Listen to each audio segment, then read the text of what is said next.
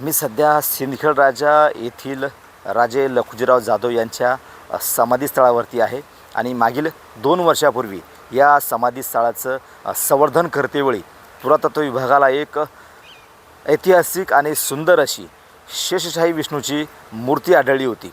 आपण बघू शकतो मी सध्या या राजे लखुजीराव जाधव यांच्या समाधीस्थळी आहे आणि याच ठिकाणी जवळपास 3.5 ते 4 फूट लांबीची शेषशाही विष्णूची मूर्ती सुबक आणि सुंदर अशी मूर्ती या ठिकाणी आढळली होती। या समाधीस्थळाचं या ठिकाणी संवर्धन करण्याचं काम सुरू होतं त्यावेळेला पुरातत्व विभागाला ती मूर्ती आढळली होती आणि संपूर्ण देशभर या मूर्तीचं कौतुक करण्यात आलं होतं। असंख्य जे नागरिक आहेत ते मूर्ती पाहण्यासाठी या ठिकाणी आलेले होते। मात्र तेव्हापासून जी मूर्ती जी आहे शेषशाही विष्णूची ही एका या बंद खोलीमध्ये ठेवण्यात आलेली आहे।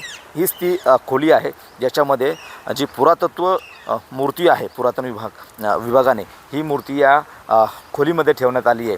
मात्र जिजाऊ भक्तांसाठी अद्यापही ती खोली केलेली नाही। आपण जर पाहिलं तर आता अवघ्या काही दिवसावरती राष्ट्रमाता मा जिजाऊ यांचा जन्मोत्सव येऊन ठेवलेला आहे। 12 जानेवारीला हा जन्मोत्सव सोहळा असतो आणि लाखो जे जिजाऊ भक्त आहेत ते सिंदखेड राजा या ठिकाणी जिजाऊंना अभिवादन करण्यासाठी येत असतात आणि ती जी मूर्ती जी आहे ती जिजाऊ भक्तांना दर्शनासाठी खुली करण्यात यावी अशी मागणी जी आहे गेल्या 2 वर्षापासून जिजाऊ भक्त या ठिकाणी करताना दिसतात। आपल्यासोबत काही इथले स्थानिक जिजाऊ भक्त आहेत, त्यांना विचारू की नेमकी काय मागणी जिजाऊ भक्ताची। मला सांगा की गेल्या 2 वर्षापूर्वी ही शेषशाही विष्णूची मूर्ती या ठिकाणी पुरातत्व विभागाला सापडली होती, एका खोलीमध्ये बंद करून ठेवली। काय मागणी असणार आहे, काय इशारा असणार आहे प्रशासनाला? 12 जानेवारी इथं जिजाऊ माता यांचं जन्मस्थान खूप मोठ्या उत्साहाने साजरा केले जातो। देशातून व विदेशातून इथं लाखो भाविक या ठिकाणी दर्शनासाठी दरवर्षी येत असतात। इथं साधारण 2 वर्ष झाले भगवान विष्णूची मूर्ती सापडलेली आहे। राजे लखुजीराव जाधव यांच्या परिसरात खोदकाम चालू असताना 2 वर्षापासून ही मूर्ती एका ठिकाणी यांनी दाबून ठेवलेली आहे। कुठलीच आत्तापर्यंत मूर्ती बाहेर काढली नाही किंवा भक्तांना दर्शन याचे होऊ दिले नाही।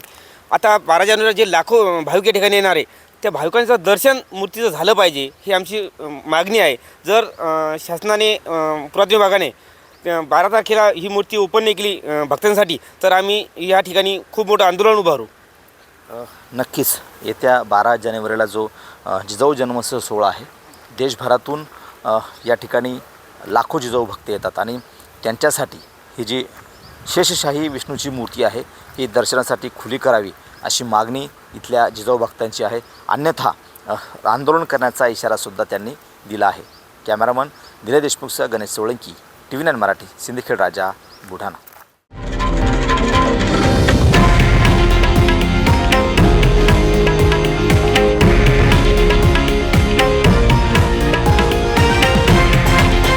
हे आहे देशातील नंबर 1 न्यूज नेटवर्क आणि आपण पाहत आहात TV9 मराठी, एकमेव।